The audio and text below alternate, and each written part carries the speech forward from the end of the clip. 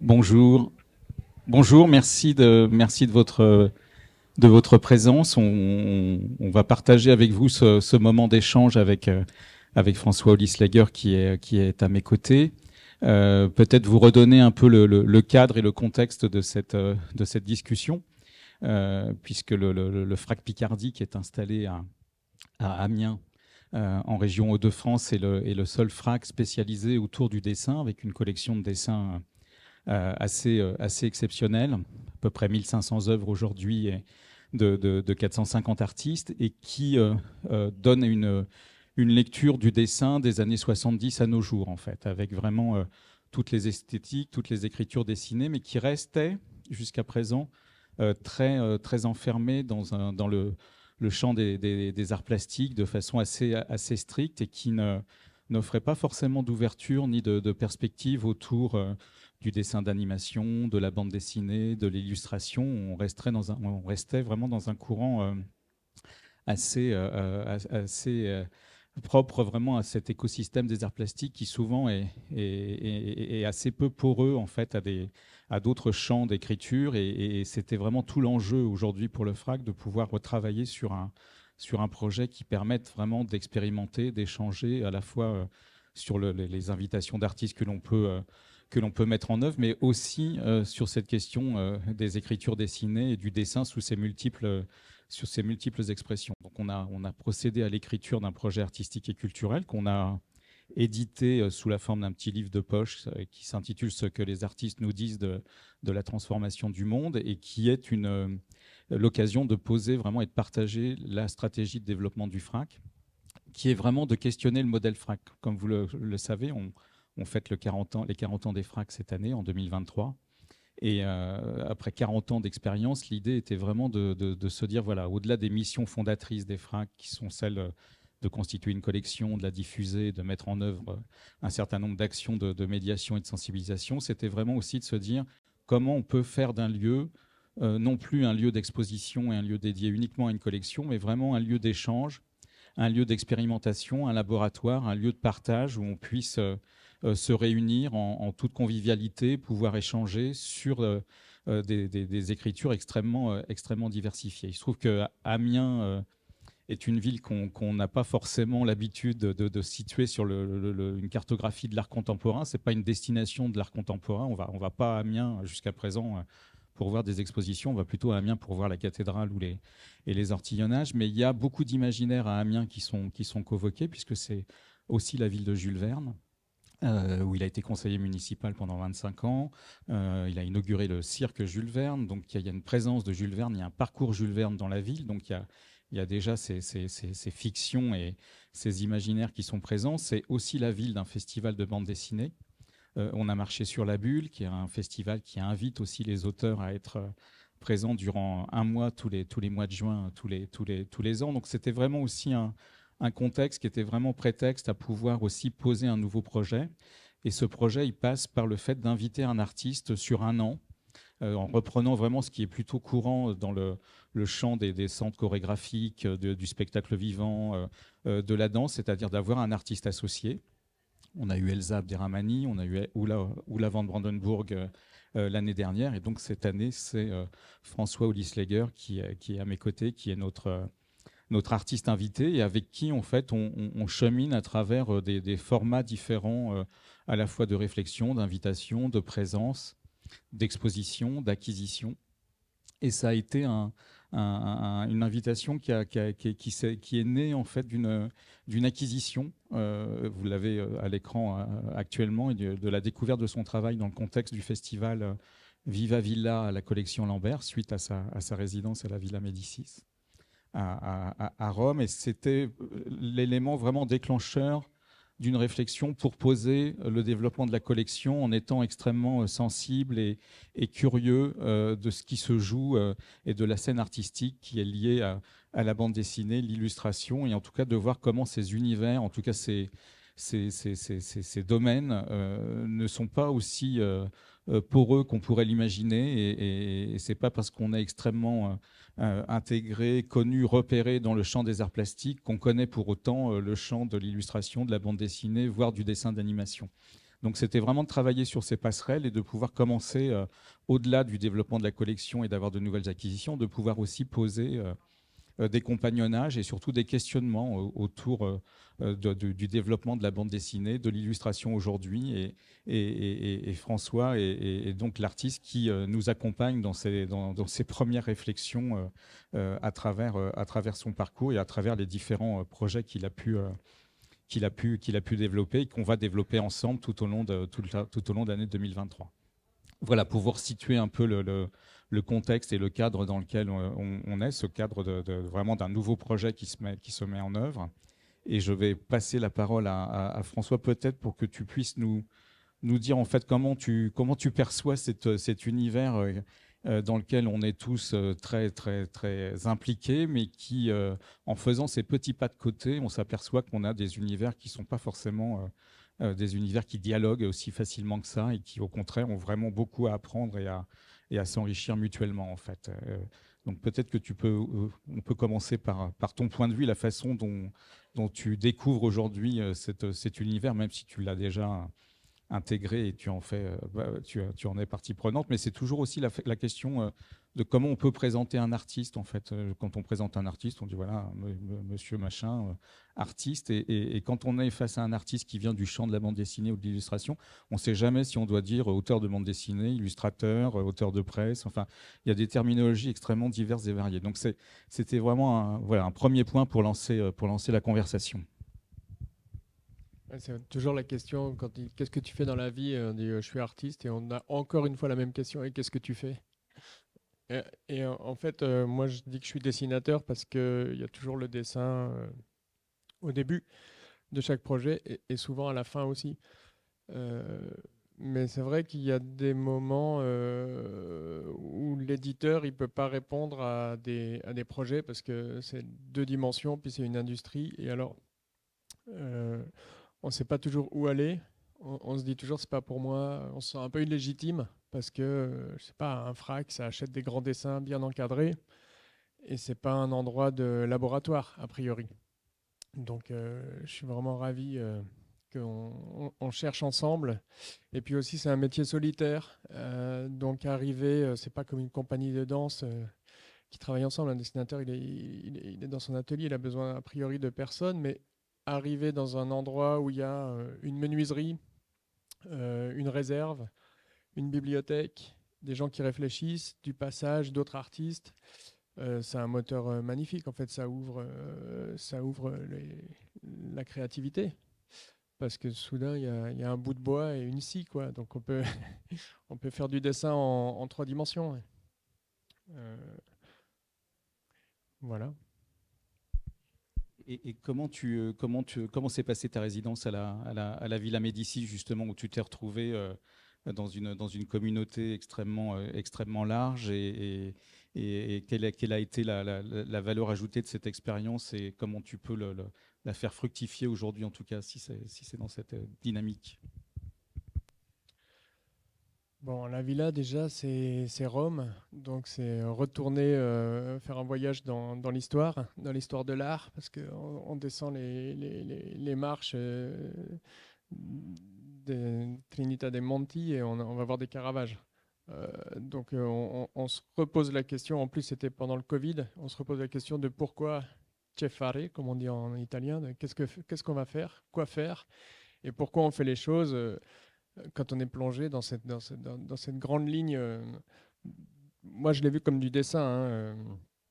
Je rentre dans une église, il y a des dessins partout, il y a les Giotto, il y a les marqueteries, c'est une forme de bande dessinée, il y a de la narration séquencée en images. Donc en fait, ça a épaissi les qualités du médium bande dessinée, ça les a encore plus densifiées. Bon, je l'ai vécu comme ça. Et je me suis dit, on peut aussi déborder vers la peinture, déborder vers la sculpture. Je veux dire, qu'est-ce qui fait la particularité du médium? C'est simplement une narration en images. Donc à partir de 2 images, on est dans la bande dessinée parce qu'il y a une scène, puis une seconde. Et à partir de là, il n'y a pas d'autres limites. C'est un socle intéressant.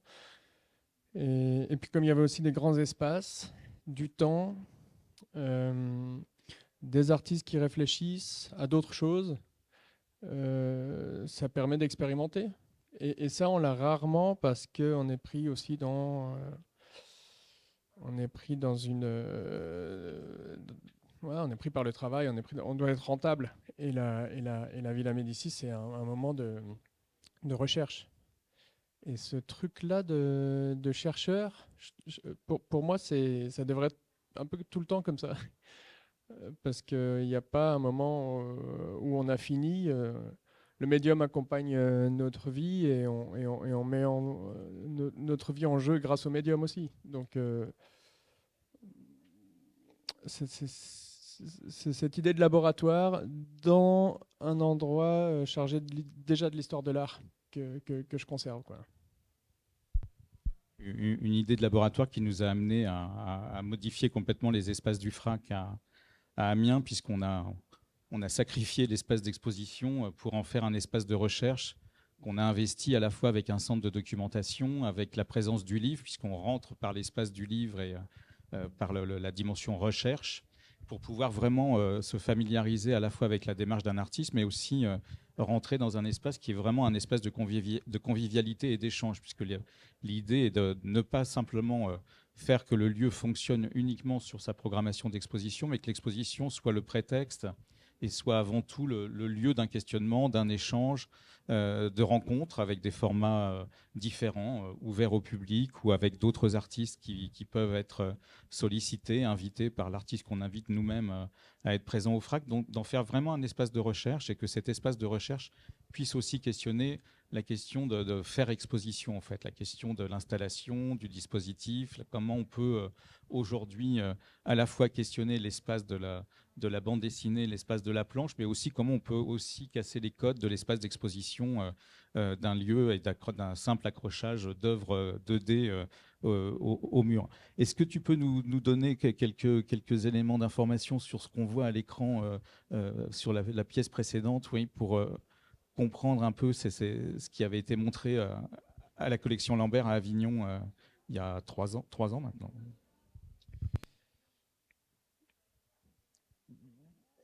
C'est ce que j'appelle une bande dessinée en 3 dimensions. Donc on a une table. J'ai repris des personnages d'une bande dessinée que j'avais faite en livre, qu'on peut voir là, et je les ai découpés, je les ai mis dans l'espace. Et l'espace, il est peuplé de peintures, il est peuplé de choses que j'ai trouvées dans le parc de la villa.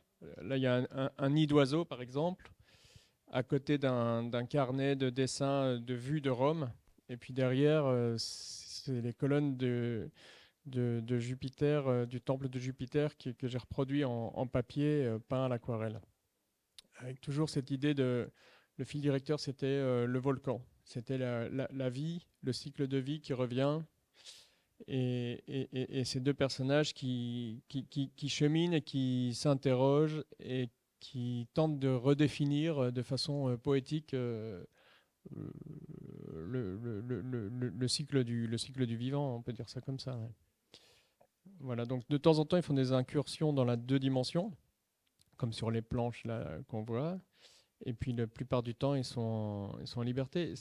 Et la table, ça permet d'être plusieurs à lire la même histoire, ce qui est le cas dans la bande dessinée, sauf qu'on le fait quand même de manière individuelle. Mais là, on pouvait partager ce moment de lecture à 2 ou 3 et lire la même histoire ensemble, ce que permet pas forcément le livre. Voilà, donc c'est le jeu d'aller toujours ouvrir des espaces, quoi.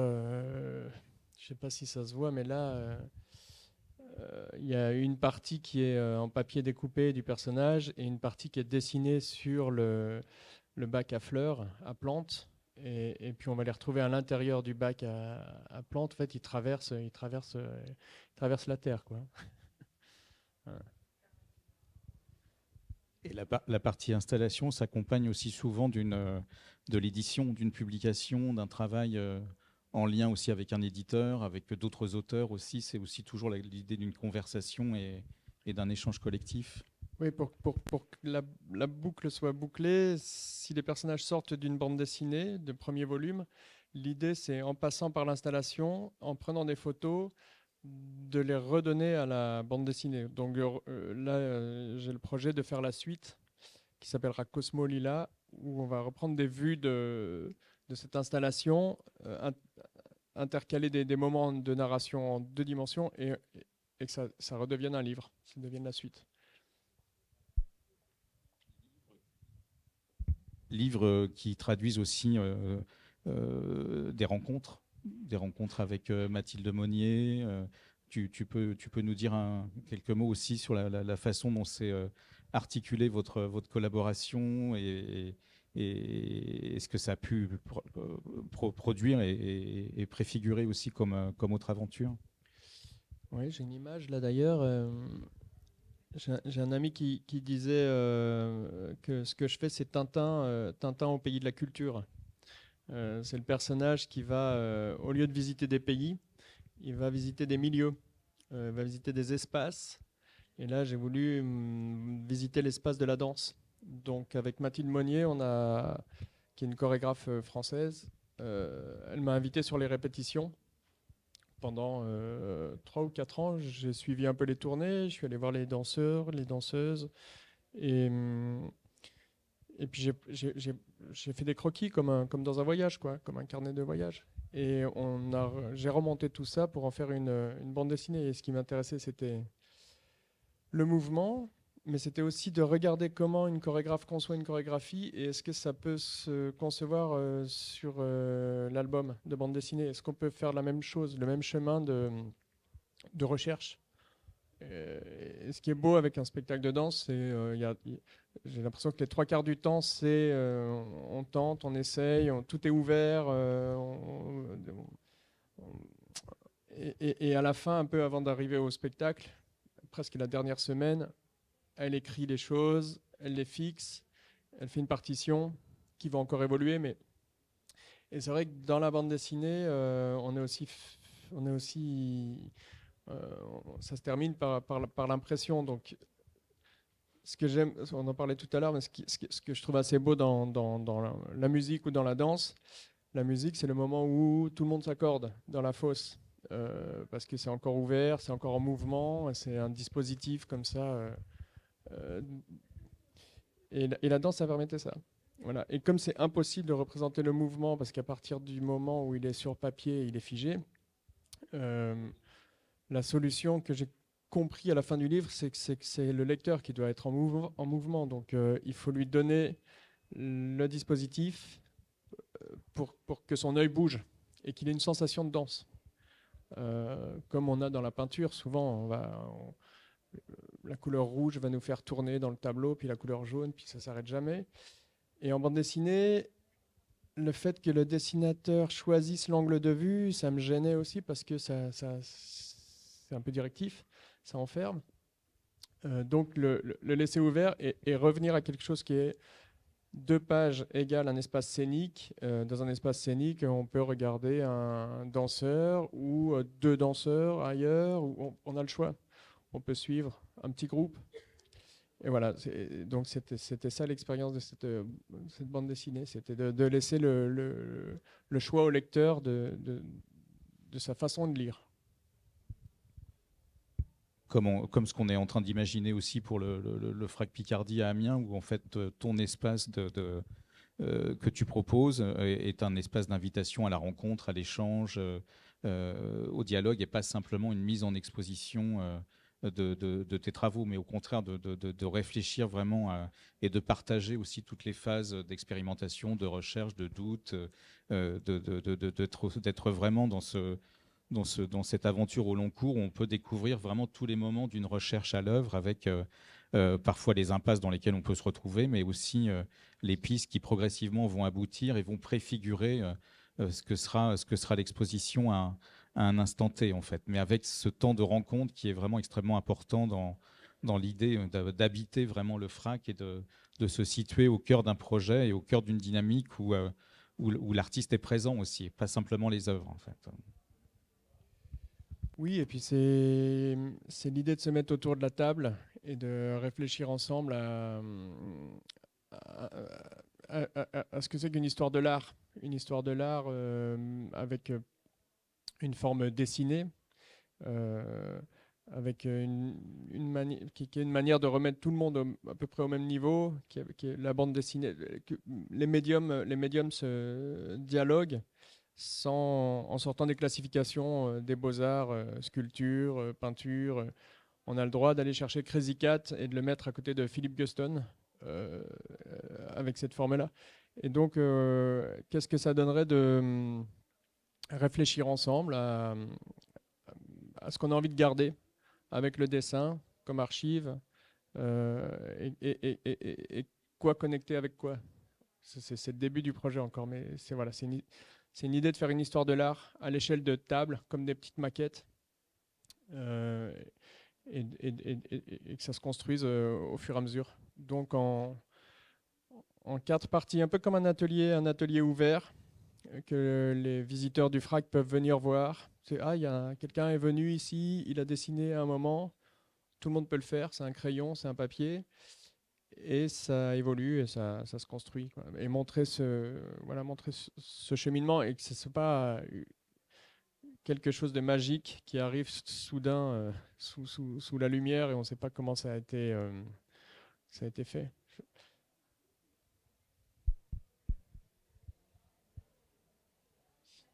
Je peux montrer un peu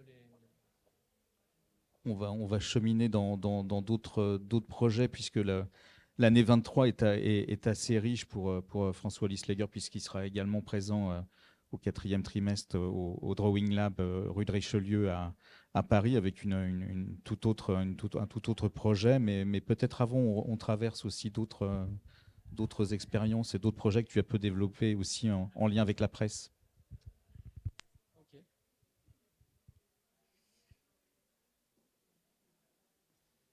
Bon, je vais vous montrer quelques dessins que je faisais pour la presse. Vous avez tous reconnu le type qu'on voit plus.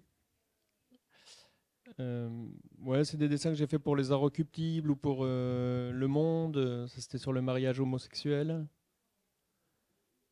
Ça, c'est quand Obama est arrivé à la Maison Blanche.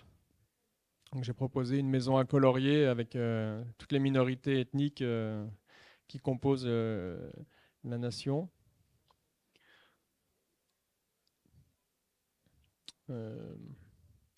C'était un dessin sur la laïcité dans le monde musulman. Donc c'est quelqu'un qui attend que ça arrive, quoi. Ça, c'était une chronique pour un journal qui s'appelait America, dans lequel on imaginait qu'un poisson rouge observait Donald Trump dans la Maison Blanche, dans le bureau ovale, et racontait ce qu'il avait vu dans la semaine. Voilà.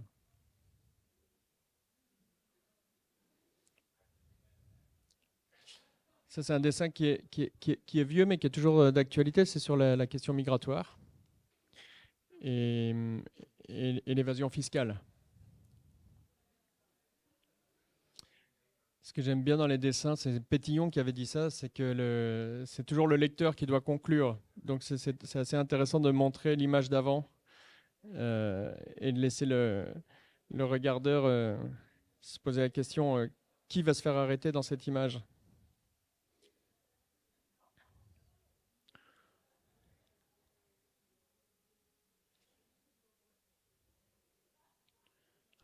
Ça aussi, c'est toujours d'actualité, malheureusement. Et l'humour est quasiment toujours présent dans ton travail aussi. C'est une façon à chaque fois de convoquer l'actualité, de réagir à une actualité, mais aussi dans les personnages que tu crées dans la mise en espace aussi de tes travaux, au-delà de l'espace de la presse. Il y a un côté cancre, il y a un côté poil à gratter, ouais. Mais j'aime beaucoup ce dessin. C'est un enfant qui fait grandir la République. Et voilà, c'est le genre de dessin où c'était sur le CV anonyme et sur la diversité des Français. Et puis ça, c'était un dessin sur les nouvelles pratiques sexuelles. Voilà.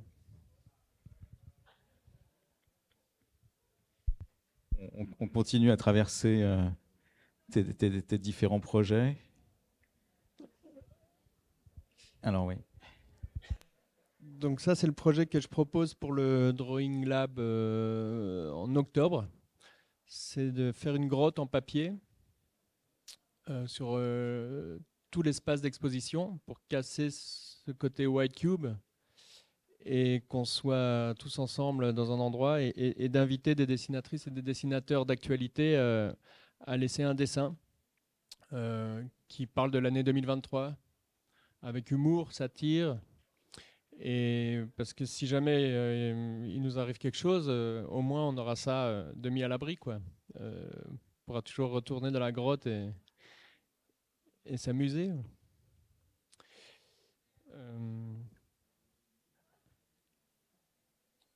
Voilà, il y a eu aussi un projet donc premier projet de bande dessinée en 3 dimensions. Ça, c'est les croquis de recherche du départ. Ça commence par une page de bande dessinée et puis le personnage sort de la case et va dans l'espace et joue avec le format exposition, comme Charlie Chaplin un peu. Donc en noir et blanc et en papier découpé. Il va faire tout un parcours comme ça.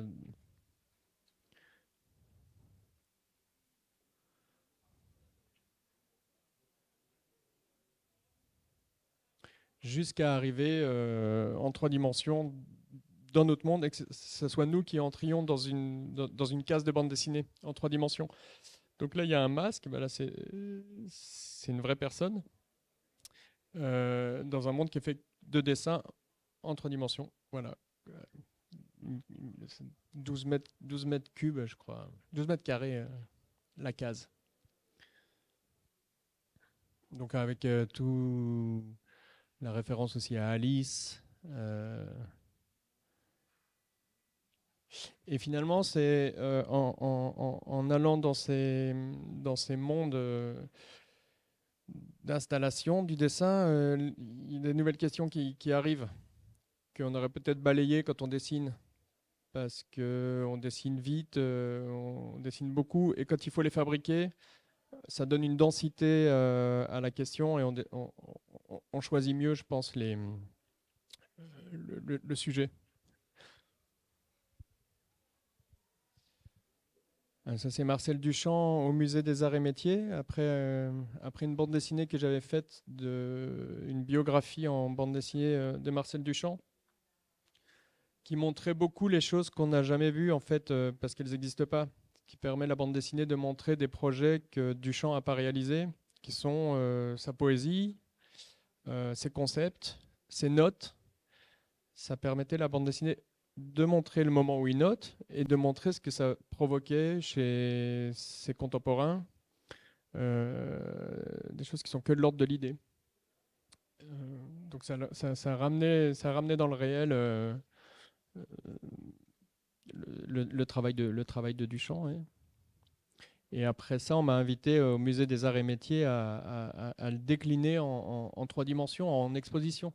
Donc j'ai proposé de faire une roue de bicyclette, un mobile, sur lequel était suspendue chaque partie de la bande dessinée. Ça tournait un petit peu au fil du vent. Et on pouvait encore une fois lire la même histoire tous ensemble et choisir aussi le sens de lecture. Et puis Duchamp, il aimait la peinture sans support. il rêvait de ça avec ses grands verres. Et j'ai voulu faire un hommage en faisant de la bande dessinée sans support. Donc ça donne une autre perspective.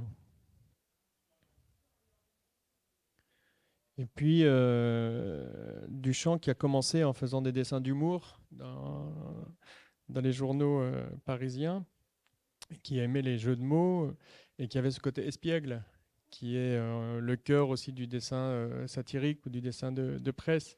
Et donc le remettre en petit dans des endroits comme ça, des interstices du musée, pour moi c'était aussi amener un peu de piraterie en changeant les cartels, comme il a pu faire avec une roue de bicyclette ou avec un porte-bouteille. C'était changer la légende pour transformer le réel, quoi. Voilà. Beaucoup d'espièglerie à chaque fois, et surtout chaque projet a été une façon d'investir des espaces de façon totalement différente, en fait, et d'expérimenter pour le coup des dispositifs, des installations, des objets, et de voir comment la bande dessinée, l'illustration peut se mettre dans une dynamique en mouvement, dans un espace, en s'affranchissant du mur aussi, en fait.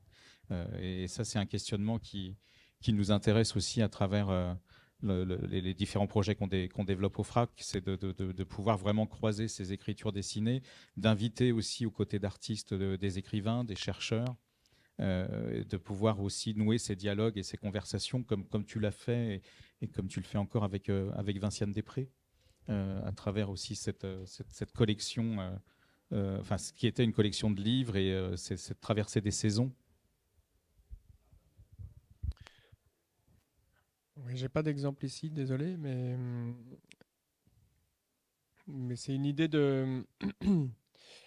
c'est l'idée de la marche, c'est l'idée du carnet, de l'observation et du dessin en direct. Euh, et donc j'ai fait une série de dessins de promenade au domaine de Kerguenec en Bretagne, et puis je les ai montrés à Vinciane Després.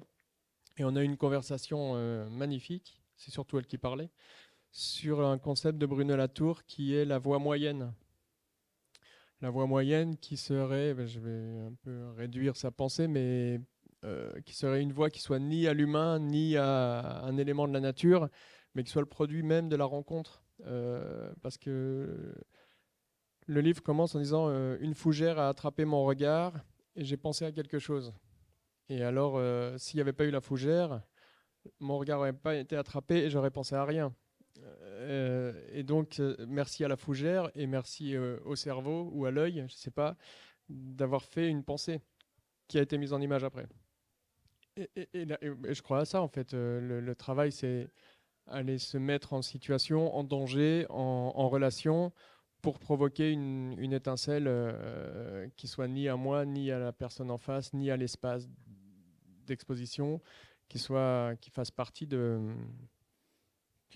voilà, qui devienne vivant, quoi.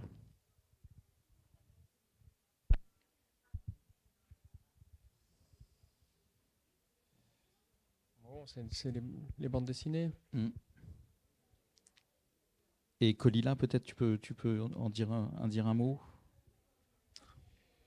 Et Colila, c'est une bande dessinée que j'ai faite avec ma fille quand elle avait 4 ans au Mexique, et qu'on allait se balader dans un parc au milieu de la mégalopole de Mexico. Et, et c'est les questions d'une enfant de 4 ans sur les plantes, sur l'eau, sur les animaux du zoo. Et c'est toutes les questions qui fendent le cœur, parce que quand on est adulte, on a conscience de l'état dans lequel se trouve le monde autour de nous.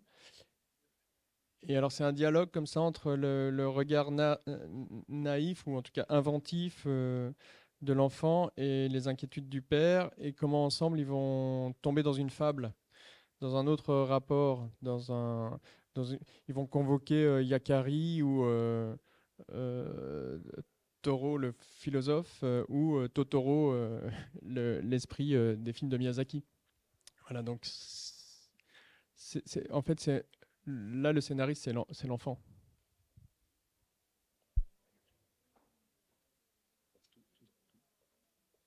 Toutes les expériences que tu proposes, que ce soit à travers tes expositions, tes dispositifs ou les différents ouvrages que tu as pu réaliser jusqu'à présent sont à chaque fois des aventures partagées avec des regards croisés, que ce soit avec un enfant, que ce soit avec une personne qui vient d'un autre univers culturel, de la recherche, d'être vraiment dans cette acuité permanente et cette vigilance à pouvoir à la fois partager, pouvoir dessiner, où le dessin est évidemment omniprésent.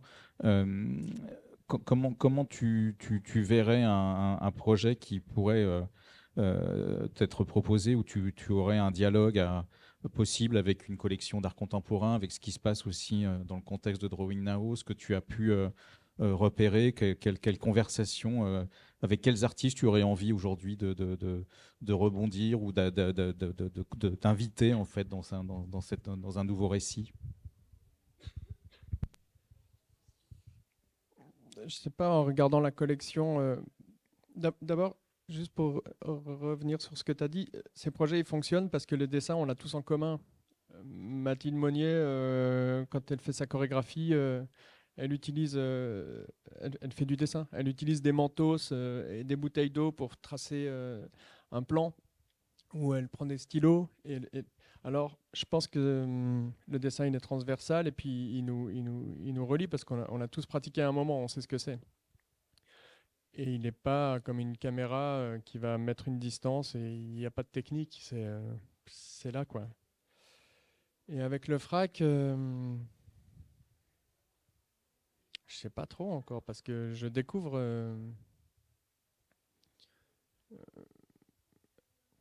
Je sais pas, c'est plutôt formel là en sortant des œuvres de la collection.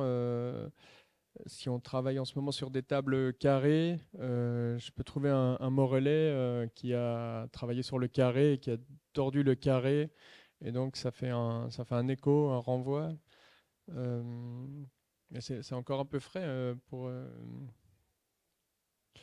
J'aime bien une idée que j'ai proposée là de projeter des photos, puisque tout est numérisé. Donc il y a une collection magnifique. De projeter les photos et de voir celles qu'on a envie de garder et peut-être les redessiner sur le mur et peut-être les redessiner les unes sur les autres ou les unes à côté des autres et de voir si elles forment une narration ou si elles cohabitent. J'en suis là de la recherche. Est-ce que vous avez des questions ou que vous souhaiteriez poser pour poursuivre cet échange, sachant que là, on a traversé, c'est quoi, c'est même pas 10 ans de produit de projet, c'est à peine 10 ans en fait. Non. Oui, c'est depuis 2015, sauf les dessins de presse qui datent un peu des années 2000. J'ai dû commencer en 2005. Ouais.